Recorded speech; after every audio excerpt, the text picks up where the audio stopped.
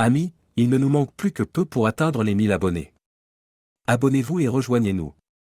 Car cela nous déçoit que 80% regardent sans s'abonner, nous aimerions voir votre réaction. Vous vous êtes abonné? Alors on commence. Bon visionnage. Wanda Nielsen a le droit d'utiliser la maison jusqu'à ce que les enfants obtiennent leur diplôme de l'école secondaire, Monsieur Nielsen continuant à effectuer les paiements hypothécaires et des services publics. Elle a également droit à la moitié de la valeur de l'entreprise de son mari, et Monsieur Nielsen continuera les paiements pour son véhicule. Madame Nielsen se voit octroyer 60% de tous les actifs, englobant les comptes bancaires, les investissements et les comptes de retraite. De plus, la garde principale des enfants est accordée à Madame Nielsen, avec des visites suivant les protocoles standards, y compris Monsieur Nielsen ayant 2 semaines consécutives pendant l'été et un week-end sur 2. La pension alimentaire pour enfants est fixée à $750 par mois par enfant, totalisant $1500 par mois. Compte tenu de l'absence de Madame Nielsen sur le marché du travail au cours des 5 dernières années, une pension de $2000 par mois est ajoutée. Le divorce sera finalisé dans 90 jours, à moins que Monsieur Nielsen ne révoque la pétition. Concluant la procédure, la juge Mary Matthews a frappé son marteau. Alors qu'elle commençait à se lever, j'ai prononcé le mot unique qui allait entraîner des changements dominants au cours des mois suivants de ma vie. J'ai répondu à son défi, déclarant que je n'étais pas sûr de ce qui était difficile à comprendre. J'ai proposé de fournir une définition si le mot était difficile pour elle. La juge Matthews s'est figée en plein mouvement, sa tête tournant si vite qu'il semblait que son cou allait se briser. Un regard d'incrédulité ornait son visage, comme si elle ne pouvait pas imaginer que quelqu'un prononce ce mot en sa présence. Lentement, elle est retournée à sa chaise. Alors qu'elle se déplaçait, ses traits sont passés de l'étonnement à une rage absolue. Une fois qu'elle a retrouvé sa position initiale, le regard glacial qu'elle m'a lancé aurait facilement pu geler l'eau à la surface du soleil. Dire qu'elle était en colère serait un euphémisme. Elle déclara qu'elle n'était pas stupide et savait ce qui allait arriver. Elle s'en fichait. Les prochaines minutes étaient prévues et elle m'a donné 1 minute pour m'excuser ou elle me citerait pour outrage au tribunal. J'ai parlé, disant qu'au moins elle aurait rendu un jugement correct ce jour-là. J'ai exprimé n'avoir que du mépris pour la situation. Mon avocat a chuchoté durement à mon oreille, fouillant dans sa mallette, cherchant probablement quelque chose pour me faire taire. En réponse, elle a ricané, frappant à nouveau son marteau, et a menacé de voir combien de mépris j'aurais après 30 jours de prison. J'ai rétorqué en suggérant 60 jours et me suis demandé si elle souhaiterait essayer de faire plus. Exprimant ma conviction que si elle se faisait parfois plaisir, elle pourrait ne pas être une personne si difficile, j'ai tendu ma main droite avec l'index levé. Tout en imitant le geste avec ma main gauche, j'ai suggéré qu'elle pouvait les chevaucher jusqu'à un orgasme, la rendant peut-être moins de la personne qu'elle semblait être. À mon avis, elle avait besoin d'un changement plus urgent que toute fan de l'histoire. Ça. J'ai réfléchi à la situation, pensant que quelqu'un aurait pu composer l'urgence à ce moment-là. J'ai envisagé 2 possibilités. Soit elle était sur le point d'avoir une attaque, soit sa tête allait exploser. Étonnamment, la fumée sortant de ses oreilles n'était pas visible. Je ne pensais pas qu'il était possible qu'un visage devienne d'une telle teinte de rouge. Après mon accès de colère, elle était clairement troublée et m'a condamné à 90 jours. Sa voix était satanique et les gardes m'ont saisi. Mon avocat avait un visage de désespoir et la salle d'audience a été choquée lorsque je n'ai pas pu retenir mon rire. Cela explique probablement les visites des psychologues que j'ai reçues en détention au cours des semaines suivantes. La lettre du cabinet d'avocat de mon avocat le lendemain, me stipulant qu'il me lâchait en tant que client, n'était pas une surprise. Alors vous vous demandez probablement ce que tout cela voulait dire. Peut-être qu'un petit contexte s'impose. Je m'appelle Michael Nielsen et j'ai actuellement 31 ans. Je suis né de très gentils couples de la classe moyenne au cœur de l'Amérique. J'ai été élevé selon des valeurs traditionnelles où il y avait un fort sens du bien et du mal. Vous respectiez ceux qui le méritaient, et vous ne trichiez pas lorsque vous aviez donné votre parole. Cela voulait dire quelque chose. L'éthique avec laquelle j'ai grandi était de travailler dur, d'être généreux avec ce que vous avez et de respecter vos valeurs. Traitez les autres comme vous aimeriez qu'ils vous traitent. Bien sûr, la plupart des gens ne pensent jamais à l'autre côté de cela. Traitez les autres comme ils vous ont traité. La chose chrétienne à faire est de tendre l'autre joue, mais malheureusement, je n'ai jamais été bon dans ce domaine. J'ai toujours eu ce qui a été décrit comme une extrême obstination combinée à mon sens de la justice. Eh bien, cela devenait parfois un peu moche quand j'étais décidé que quelqu'un m'avait fait du tort et que je mettais en place un plan d'action pour y faire face. Rien ne pouvait me dissuader de ma voie. Il y a une fois au lycée où je sortais avec Cheryl Askin. Nous sortions ensemble depuis quelques mois à ce moment-là et nous avons eu une dispute à propos de quelque chose qui a conduit à notre rupture. Je mets cela entre guillemets parce qu'il était un peu compris que c'était temporaire et que nous nous excuserions dans quelques jours et que nous recréerions ensemble.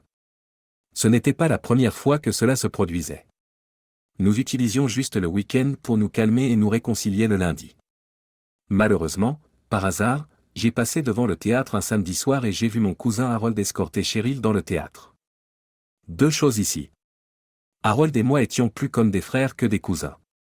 Nous avions le même âge et avions été pratiquement inséparables pendant aussi longtemps que je me souvienne.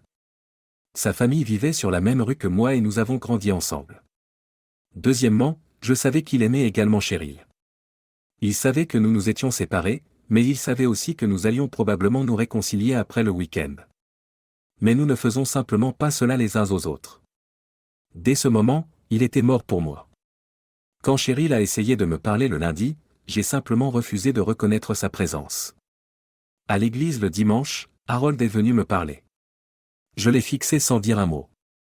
Quand il a fini de parler, je me suis retourné et je suis parti. Sa famille est venue pour le dîner du dimanche. Je l'ai ignoré. Il a essayé de jouer à des jeux vidéo avec moi, j'ai cessé de jouer et je suis allé dans ma chambre. Nos parents ont essayé plusieurs fois de me faire lui parler, mais j'ai refusé à chaque fois. Même un an plus tard, après que je lui ai effectivement pris sa petite amie, j'ai toujours refusé d'avoir quoi que ce soit à faire avec lui. Je l'ai frappé une fois quand il m'a confronté au sujet du vol de sa petite amie. Mais c'était tout. Il m'a envoyé une invitation de mariage. Des années plus tard, je l'ai ignoré. Quand j'ai épousé Wanda, chaque membre de ma famille élargie a reçu une invitation sauf lui. D'accord, je suis un peu idiot et je garde une rancune. Le fait est que, quand quelqu'un me fait du tort, je ne pardonne pas à moins que ce ne soit une erreur honnête. Ce que Harold et Cheryl ont fait était intentionnel. En ce moment, beaucoup d'entre vous pensent que je suis un idiot. Si c'est le cas, laissez-moi vous agacer encore un peu. Je crois fermement que vous ne devez pas commettre un crime si vous ne pouvez pas en supporter les conséquences. Si vous êtes fou et que vous faites une erreur, vous devriez faire pleinement face aux conséquences de vos actions. Si vous conduisez en état d'ivresse et que vous êtes pris, attendez-vous à perdre votre permis pendant un certain temps, à payer des primes d'assurance plus élevées et à effectuer des travaux d'intérêt général ou quoi que ce soit d'autre. Si votre emploi dépend de votre capacité à conduire, vous perdez votre emploi.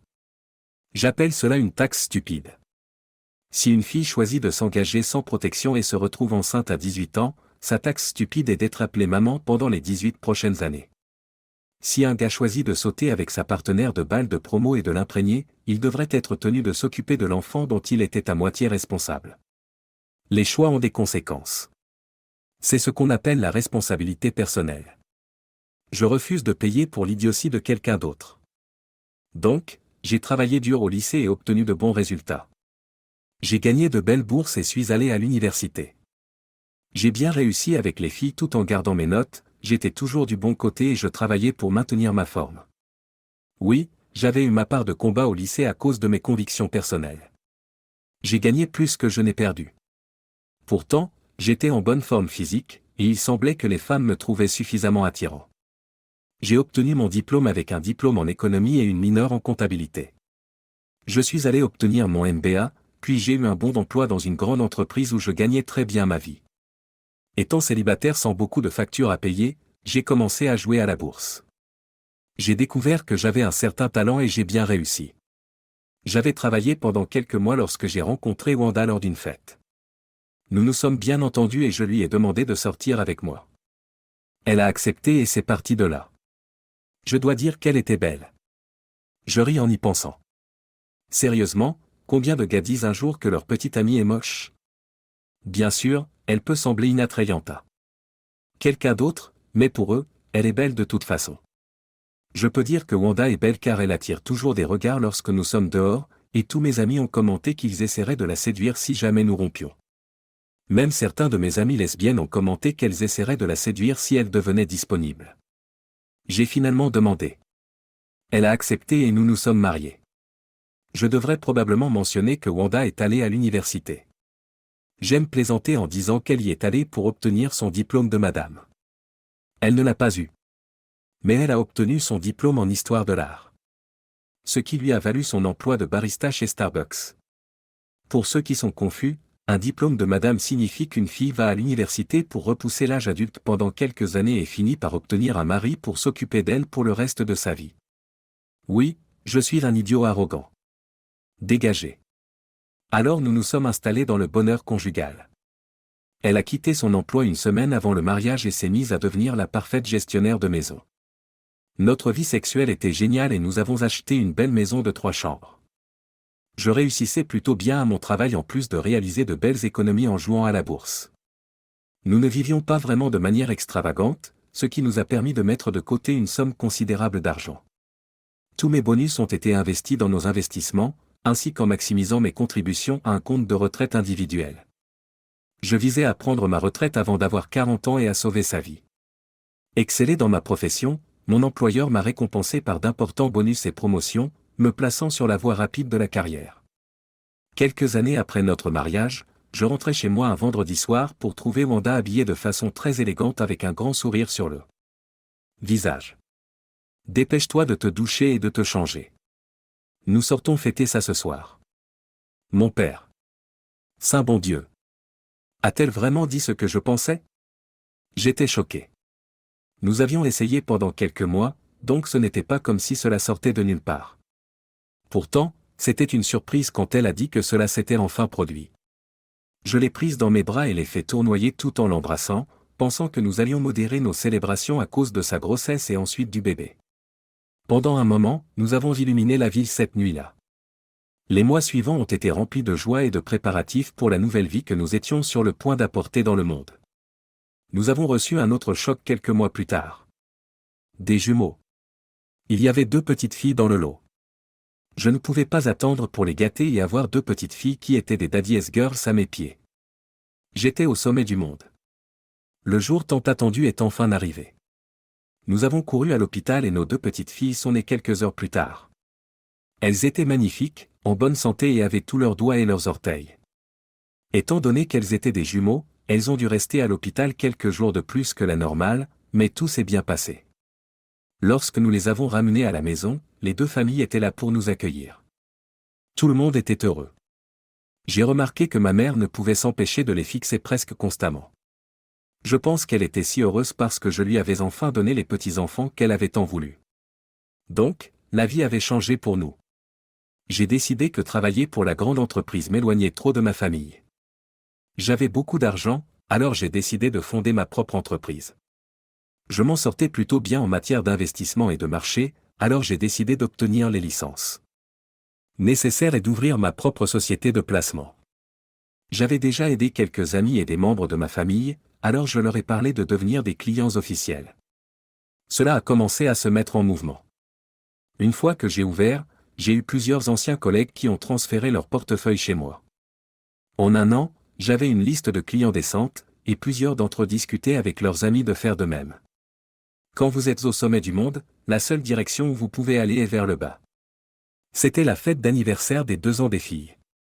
Nous en avions fait une véritable production. Bien sûr, elles ne s'en rappelleraient jamais, mais c'était une célébration. Elles pourraient regarder les vidéos en grandissant et en profiter. Alors toute la famille des 2 côtés était là. Nous avions tous un temps phénoménal jusqu'à ce que je sois sur le point de sortir de la chambre après avoir utilisé la salle de bain. La salle de bain de l'autre côté était occupée. Juste avant que je passe à la porte, j'ai entendu ma mère parler à sa sœur dans le couloir. Elle a mentionné qu'elle ne comprenait pas d'où venaient ses yeux bleus. Sa sœur, Mayan, a proposé de me demander. Maman a répondu en disant qu'elle ne pouvait pas imaginer ce qui se passerait si je découvrais qu'elle n'était pas à moi. Elle a exprimé une inquiétude quant à mon bonheur et a pensé que cela me dévasterait probablement. Je ne pouvais pas écouter la suite. Je suis revenu discrètement sur mes pas dans la salle de bain et j'ai fermé la porte derrière moi. Je devais penser. Elle devait être à moi. Sûrement quelqu'un dans nos familles avait des yeux bleus? Mes yeux étaient plutôt brun-boux. Ceux de Wanda étaient plus noisettes, je pensais. J'ai traversé une image mentale de tous mes proches. La seule personne que je pouvais penser sans les yeux bruns était ma cousine Marie, dont les yeux verts venaient du côté de son père. Non liés par le sang. En réfléchissant à la famille de Wanda, je ne pouvais rappeler personne de son côté avec des yeux bleus. Après un moment, j'ai réalisé que je devais me ressaisir et rejoindre les festivités avant d'être manqué. Susternant mes émotions, j'ai revêtu un air joyeux et suis retourné à la fête, traversant une journée difficile. Bien que j'ai agi comme prévu, j'ai mentalement stratégié sur ce qu'il fallait faire ensuite. Finalement, les choses se sont calmées, tout le monde est parti et en mettant les filles au lit cette nuit-là, j'ai examiné leurs traits. Certains ressemblaient à Wanda, mais d'autres étaient inconnus, et je n'ai rien trouvé que je puisse attribuer à moi-même. Le lendemain, tandis que Wanda faisait la sieste avec les filles, j'ai ordonné des fournitures pour mon bureau en utilisant une carte de crédit de l'entreprise pour garder la facture cachée. En même temps, j'ai recherché des cabinets de détectives privés, car la suspicion que Wanda m'avait trompé il y a près de 3 ans devenait de plus en plus accablante. Si elle m'avait trompé à l'époque, était-elle encore impliquée dans une infidélité? J'avais besoin de preuves. Quelques jours plus tard, les articles commandés sont arrivés, et j'avais également rencontré et engagé une entreprise nommée Pro Investigation, leur fournissant toutes les informations nécessaires pour hacker le téléphone portable, la tablette et l'ordinateur portable de Wanda. En parallèle, j'ai pris certaines mesures financières. Si elle ne trompait pas et si les filles étaient vraiment à moi, ces actions n'auraient aucune importance. Cependant, si mes soupçons étaient fondés, cela protégerait mon argent de son accès. Je refusais de financer son infidélité ou les enfants d'une autre personne. Bien que les filles soient des innocentes souffrantes, je l'étais également. Si elles choisissaient de bavarder et de tomber enceinte par quelqu'un d'autre, ils pouvaient assumer la responsabilité financière. Rien n'était finalisé, mais j'attendais la preuve. 2 semaines plus tard, j'ai reçu la lettre au bureau. En verrouillant ma porte, j'ai ouvert le courrier et j'ai pleuré pendant 1 heure après avoir confirmé qu'elle n'était pas à moi. Au fond, j'avais soupçonné la vérité, mais je m'accrochais à l'espoir.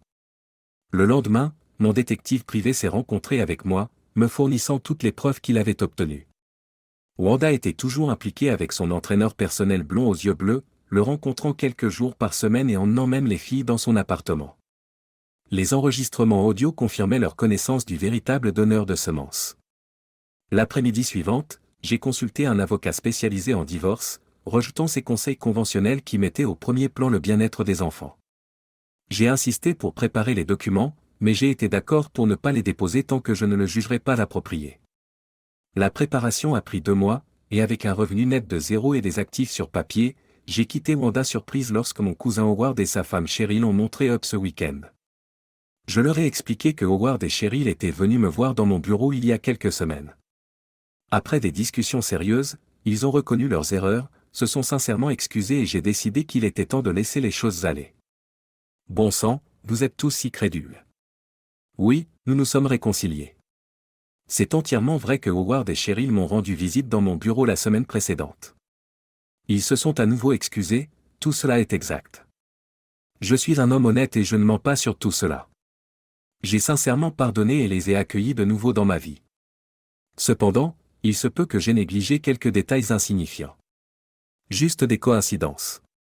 Cheryl a une famille dont certains membres, disons, ne sont pas au-dessus de plier quelques lois mineures. Certains sont grands et n'hésitent pas à s'engager dans des bagarres occasionnelles.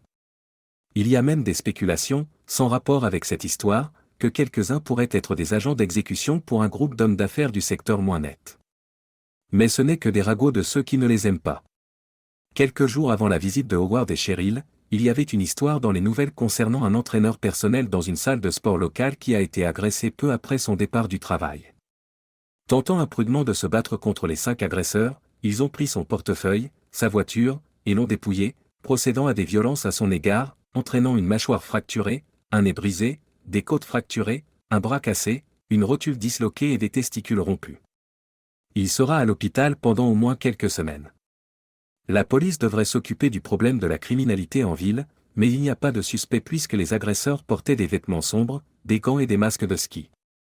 Les médecins s'attendent à ce que l'homme blond aux yeux bleus se rétablisse entièrement après une chirurgie reconstructrice et une thérapie physique significative, bien que des rapports amoureux soient peu probables. Au cours des mois suivants, il découvrira que sa voiture a été emmenée pour être démontée, que ses cartes de crédit étaient épuisées, que ses comptes bancaires étaient vidés et que son identité avait été volée pour le dark web, entraînant des années de querelles juridiques. Étonnamment, Wanda était abattue pendant environ une semaine après l'agression, peut-être préoccupée par l'augmentation du taux de criminalité. Malgré mon offre d'améliorer la sécurité de la maison, elle est restée troublée. Lundi matin, j'ai demandé à mon avocat de finaliser les papiers et de les déposer, visant à lui faire signifier le divorce vendredi. Dans l'après-midi, il a essayé de me convaincre de faire des changements, mais je suis resté ferme. Mardi, les formulaires étaient prêts pour ma révision et ma signature. Je l'ai rencontré à son bureau pour finaliser tout cela, et encore une fois, il m'a averti contre ma décision. Après une certaine réflexion, j'ai décidé de l'honorer, lui offrant la maison et même les investissements. Cependant, j'ai précisé que je ne paierais pas un centime au-delà de cela. Si elle choisissait de garder la maison, elle serait responsable de l'hypothèque et des services publics. Notamment, il n'y avait pas eu un sou dans les comptes d'investissement depuis plus d'un mois. Je n'avais absolument aucun problème à lui donner 100% de zéro. À l'insu de Wanda, j'avais commencé à déplacer tous mes outils et mes équipements du garage. Progressivement, j'ai également transféré des affaires que je voulais garder hors de la maison, principalement de mon bureau à domicile. Les outils et les objets plus grands ont trouvé refuge chez Howard et Cheryl, tandis que des objets moins précieux et plus petits ont été transférés dans un appartement d'une chambre dans un complexe détenu par une société offshore. Les propriétaires de la société offshore étaient étrangement difficiles à localiser et à vérifier. Le matin de vendredi était enfin arrivé. Je me suis rendu au travail comme d'habitude. Quelques jours plus tôt, j'avais demandé à Howard de m'aider à déplacer mon camion au bureau, donc j'ai laissé ma voiture, monté dans la camionnette et suis allé à la banque. À la banque, j'ai vidé tous les comptes, ne laissant que $100 en vérification et en économie. Ensuite, j'ai vidé le coffre-fort. Je suis ensuite retourné au ranch et j'ai combiné tout l'argent et le contenu du coffre-fort avec mes autres affaires. Je ne voulais pas risquer qu'il découvre un nouveau coffre loué dans une autre banque. Et s'en empare. De plus, je voulais éviter que l'on retrace un virement. En outre, je m'attendais à avoir besoin de l'argent plus tard. Vous vous demandez peut-être pourquoi j'ai fait confiance à Howard et Cheryl. C'était assez simple. L'hypothèque de leur ranch était détenue par une certaine société offshore dont la propriété était trouble. De plus, malgré nos problèmes, Howard est toujours de la famille, et on ne touche pas à la famille. Le reste de la famille prend ces choses à cœur. Il y avait une grande joie dans la famille lorsqu'Howard et moi nous sommes réconciliés. Le retour à la maison en milieu de matinée est arrivé. Je me suis arrêté à quelques blocs de là pour vérifier le GPS que j'avais installé sur la voiture de Wanda. Comme prévu, elle était au centre commercial. Me dépêchant de rentrer chez moi, j'ai garé la voiture à 2 blocs de là. Au cours des derniers jours, j'avais fait préparer toutes mes affaires dans le garage. Je n'ai inquiété lorsque je me préparais à partir. J'ai simplement pris tout ce qui me restait et je l'ai chargé dans le camion. Les portes du garage et même celles de l'entrée étaient ouvertes. Mon téléphone portable a sonné alors que je partais. C'était Wanda. Présumément, ses cartes n'ont pas fonctionné lorsqu'elle a essayé de passer à la caisse. J'ai ri en regardant le signal GPS se déplacer dans ma direction, j'ai jeté mon téléphone sur la table et je suis sorti par la porte. En quelques minutes, j'étais à plusieurs pâtés de maison. En arrivant dans mon nouvel appartement, j'ai transféré tout de mon camion dans les chambres appropriées. 3 bières plus tard, tout était rangé. Alors que je me suis installé dans mon fauteuil, mon nouveau téléphone portable a sonné. Seules quelques personnes avaient ce numéro, et ma future ex-femme ne faisait pas partie de celle-ci. J'ai répondu à l'appel, et la voix à l'autre bout m'a informé qu'elle avait été notifiée. Ils m'ont assuré que j'aurais la vidéo sous peu. J'ai répondu par un simple « Ok merci » avant de raccrocher. Fidèle à leur parole, 15 minutes plus tard, j'ai reçu la vidéo dans mon email. Dire qu'elle était choquée serait un euphémisme. Malheureusement, la vidéo ne couvrait que le fait qu'elle a été notifiée jusqu'à ce qu'elle tombe au sol. Le serveur de procédure a vérifié pour s'assurer qu'elle n'était pas blessée et est parti. La vidéo s'est terminée. À ce moment-là, j'aurais aimé être témoin de sa réaction une fois qu'elle aurait commencé à lire la demande de divorce, réalisant que j'avais des preuves ADN et vidéo de son infidélité. À partir de ce moment-là, les choses ont avancé à la vitesse d'un glacier. J'ai reçu plusieurs appels, quelques-uns de mon ancien bureau, car elle avait appelé plusieurs fois pour essayer de me joindre. Apparemment, elle ne les croyait pas lorsqu'il l'informait que j'avais démissionné et que je n'avais pas travaillé là depuis 2 semaines. Elle est même apparue en personne, exigeant de me voir. Mais cela ne s'est pas bien terminé pour elle. Il a fallu appeler la police pour l'escorter hors de la propriété. Howard a passé quelques appels. Elle a commencé à le pousser à me joindre, soupçonnant que son apparition soudaine était trop coïncidentelle avec mon divorce abrupt. Des ordonnances restrictives pour mon ancienne entreprise et Howard ont été déposées, l'obligeant à cesser. 2 semaines plus tard, mon avocat a finalement contacté son avocat pour savoir qui elle avait engagé, mais elle n'en avait pas encore engagé. Pour commencer, elle manquait rapidement d'argent. Tout ce qu'elle avait, c'était le liquide dans son sac à main et $200 que j'avais laissés sur les comptes bancaires. Elle a commencé à compter sur le soutien de ses parents. Je me suis détendu sans commencer de projet, prévoyant d'être indisponible pendant un certain temps. Cela est le désir d'éviter de laisser quoi que ce soit qu'elle pourrait prendre. Finalement, elle a trouvé un avocat et des réunions ont été programmées. J'ai refusé d'assister, donnant à mon avocat des instructions fermes. Pas un seul centime de plus. Les humeurs se sont échauffées lors de ces réunions, menant à un arbitrage, à laquelle j'ai dû assister, mais cela ne s'est pas bien passé. Au cours des procédures, des questions se sont posées sur l'emplacement de l'argent. Des accusations ont été lancées, avec elle questionnant « Où est tout l'argent, idiot ? Quel argent ? Tout notre argent ? Nous sommes à plat. » En fait, je vis dans le logement d'un chambre le moins cher que j'ai pu trouver, choisi pour son accessibilité financière et mon accointance avec le propriétaire. Tous les investissements, le compte courant et les économies ont disparu, dû à un investissement désastreux, investir dans une épouse infidèle. Eh bien, c'était vrai. Je ne savais pas où toutes ces banques offshore gardaient leur argent. Nous lui donnons la maison avec son nom comme seul sur le titre, a suggéré mon avocat. Il aurait pu être plus énergique, mais il semblait au moins comme quelqu'un observant une maison ravagée par une tornade, commentant que, du moins, les décombres n'avaient pas pris feu. L'hypothèque est au maximum et je ne peux pas me permettre les paiements mensuels. Wanda a crié. Et ça a à peu près mal tourné à partir de là. Pension alimentaire pour enfants ? Ce ne sont pas mes enfants, pas mon problème. Entretien de conjoint. Aliments pour vous Feliciano là-dedans. Pas d'emploi, pas de revenus, pas de moyens. Elle exige 70% des actifs liquides, mais il n'y en a pas 50% de l'entreprise. Bonne chance. 150% de la retraite ? J'ai tout perdu. L'arbitrage a échoué de façon spectaculaire. Cela nous amène à notre jour devant la juge malhonorable Mary Matthews. C'était la juge de la famille la plus féministe et maniaque détestant les hommes, plus dure avec les hommes dont les femmes avaient trompé. Ouais, j'étais foutu. Préparé à me critiquer pour avoir pensé que je pouvais les convaincre qu'il n'y avait pas d'argent ? Vous vous trompez. Conscient qu'il pourrait vérifier les comptes, je n'étais pas surpris que la juge utilise ces chiffres pour calculer mes dettes. La chose est, il n'avait aucun moyen d'y accéder. J'avais besoin du temps pour transférer des fonds à travers différentes banques et différents comptes. J'ai même été jusqu'à retirer personnellement tout l'argent d'une banque, puis à déposer certaines parties du retrait dans plusieurs autres comptes dans différentes banques. Bien sûr, ces comptes étaient dans plusieurs noms différents.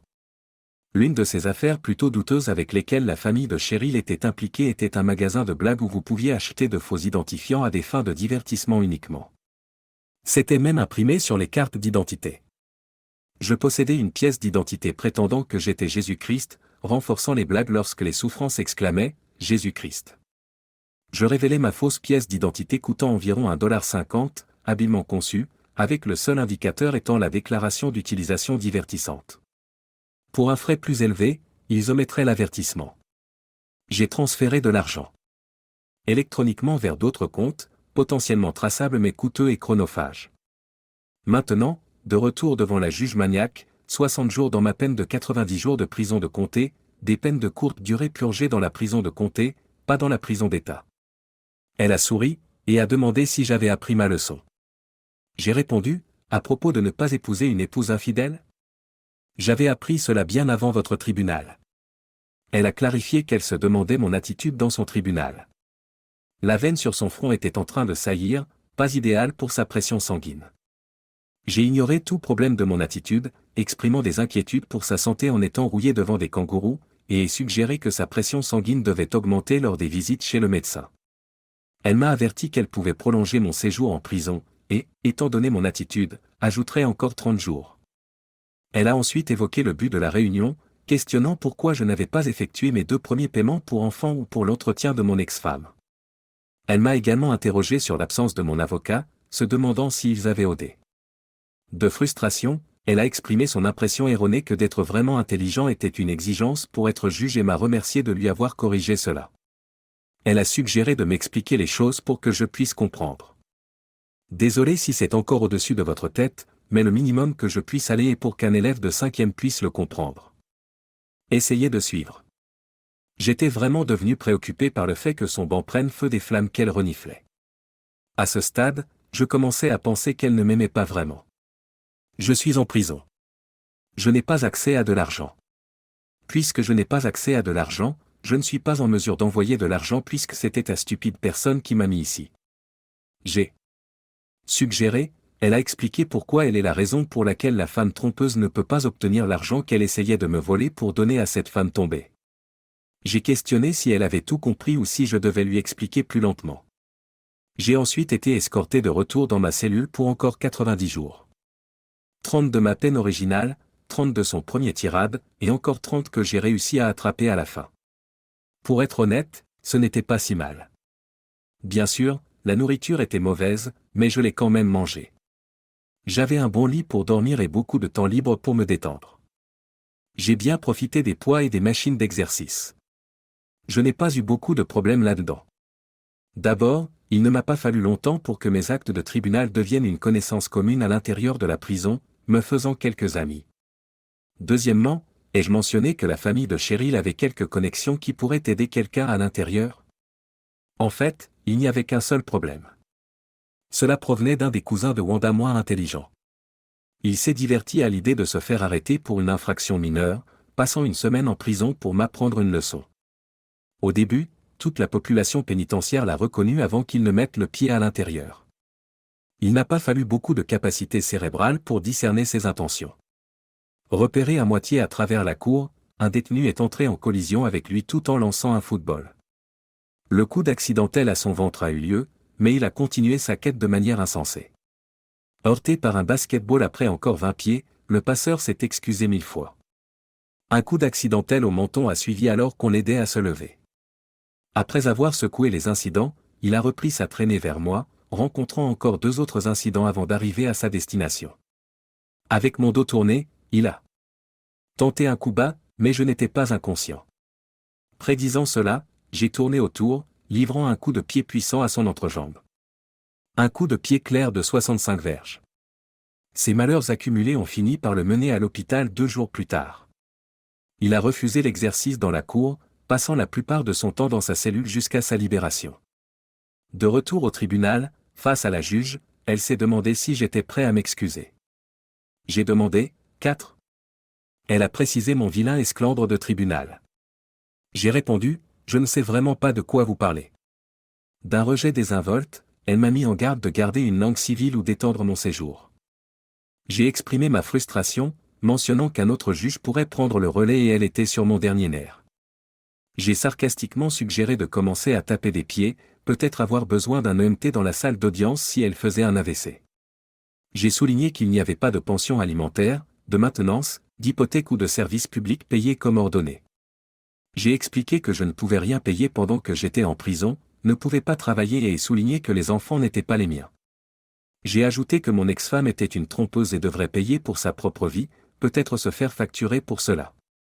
En traitant une autre question, j'ai déclaré que j'avais donné la moitié de l'entreprise et qu'elle devrait avoir beaucoup d'argent. L'avocat de Wanda a réagi, expliquant qu'il n'avait pas pu prendre possession de la part de son client dans l'entreprise.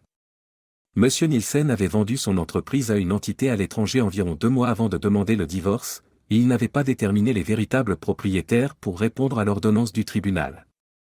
Tout à coup, une femme attirante s'est approchée, déclarant qu'elle représentait le conseil d'administration de la société qui avait acheté l'entreprise. Elle a demandé à annuler le règlement donnant à Madame Nielsen une part de l'entreprise de son ex-mari. Elle a soutenu qu'il était irrégulier d'accorder la propriété sans l'implication de l'entreprise.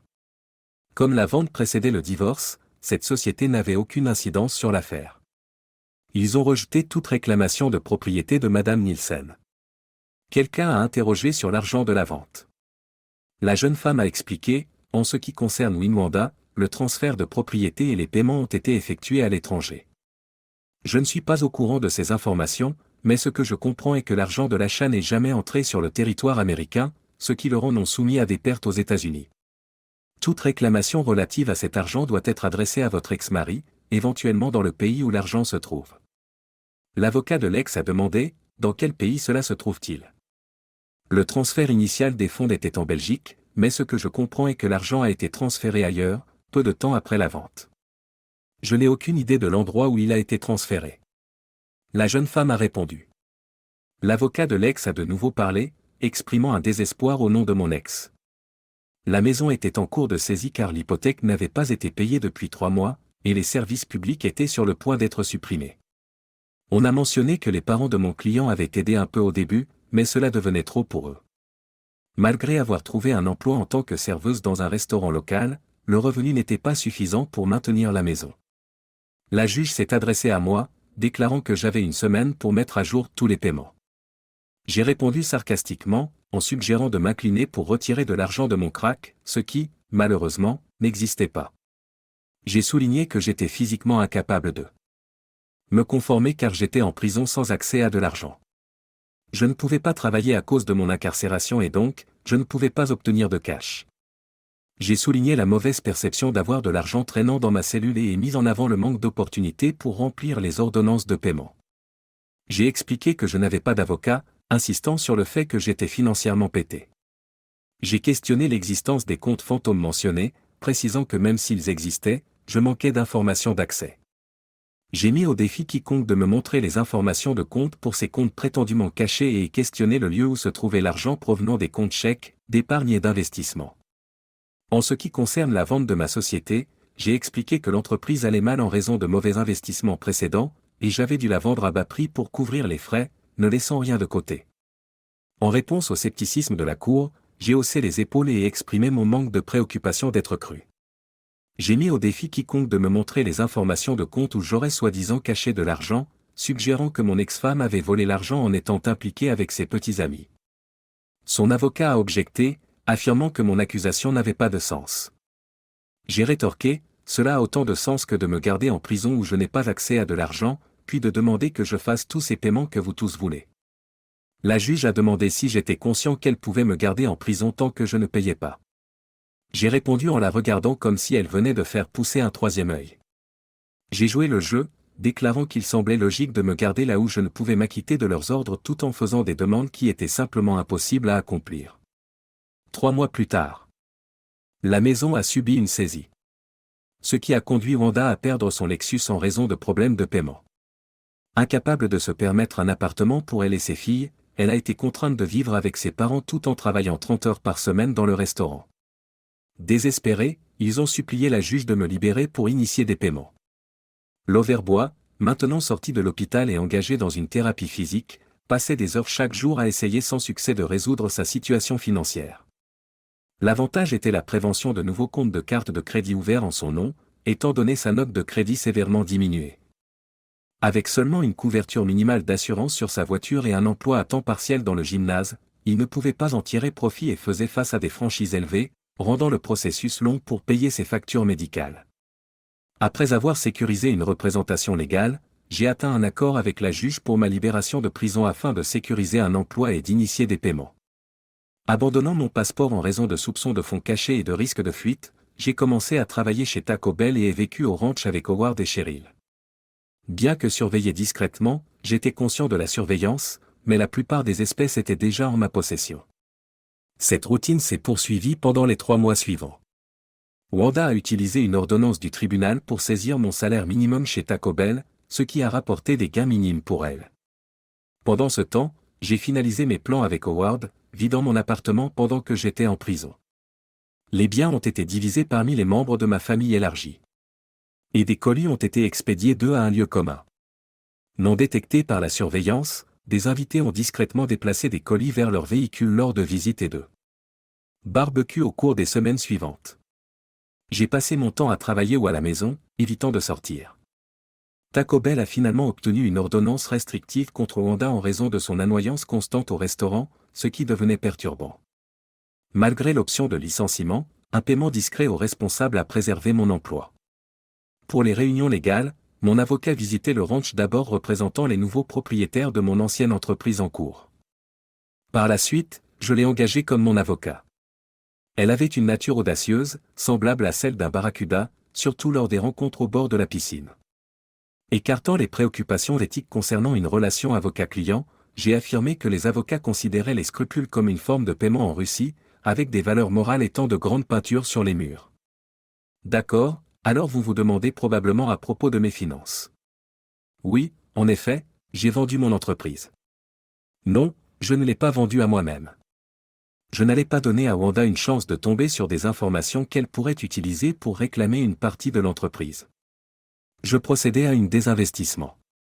De plus, je voulais le cash.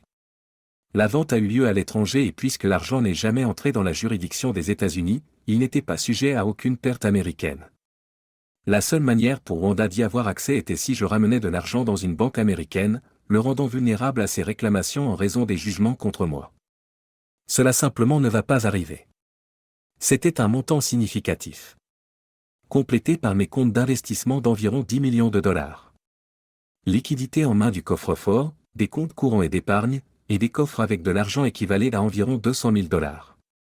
Une partie de l'argent que j'ai utilisé pour mes plans, mais j'avais encore environ 150 000 dollars en main. Je ne pensais pas prendre de l'argent avec moi. Donc, c'était un bel après-midi de samedi. Nous avions un autre barbecue avec la famille élargie. Tous les préparatifs étaient terminés et tout était prêt. La fête était un véritable succès. J'ai aidé Howard avec le grill et le fumeur. Julia, mon avocat, était aussi là. Plus tard dans l'après-midi, un des oncles de Cheryl est venu me voir, exprimant sa gratitude pour avoir aidé Cheryl et Howard, et était ravi que nous nous soyons finalement reconnectés. Nous avons discuté, et il m'a remis une enveloppe. Je l'ai passée à Julia pour la safekeeping. Plus tard dans la soirée, j'ai fait une annonce, disant que le propriétaire du ranch avait déclaré que l'hypothèque du ranch avait été remboursée et Howard et Cheryl possédaient désormais le ranch libre et clair. Cela a provoqué une immense célébration. Nous avons beaucoup fait la fête cette nuit-là. Il était tard quand les invités ont commencé à partir. Julia ne pouvait pas rester la nuit car elle devait prendre un vol. Le lendemain matin, elle est partie avec un groupe de 6 autres voitures. Il est intéressant de noter que son vol partait d'un aéroport dans l'État voisin.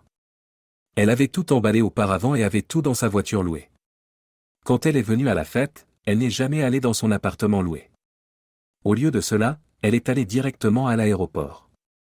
Personne n'a vu l'homme sortir de l'arrière de sa voiture dans le garage de stationnement, et personne n'a remarqué l'homme marchant calmement derrière elle alors qu'il se dirigeait vers le terminal international.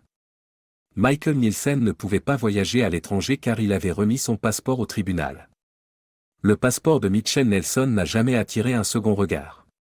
Personne n'a même jeté un second regard alors qu'il se tenait par la main dans des sièges adjacents, voyageant en première classe vers Mexico City. Julia Davis a soudainement disparu là-bas. Au lieu de cela, Jamie Nelson a rejoint Mitchell Nelson pour leur vol de correspondance vers l'Équateur. 2 jours plus tard, Greg et Samantha Cooper ont atteint leur hacienda sur la côte des Caraïbes au Costa Rica, devenant membres du Mile High Club. Étrangement, un vieux pick-up Chevy ressemblant à celui qui avait disparu du ranch de Howard et Cheryl les attendait. 2 semaines après le barbecue, un mandat d'arrêt a été émis contre Michael Nielsen.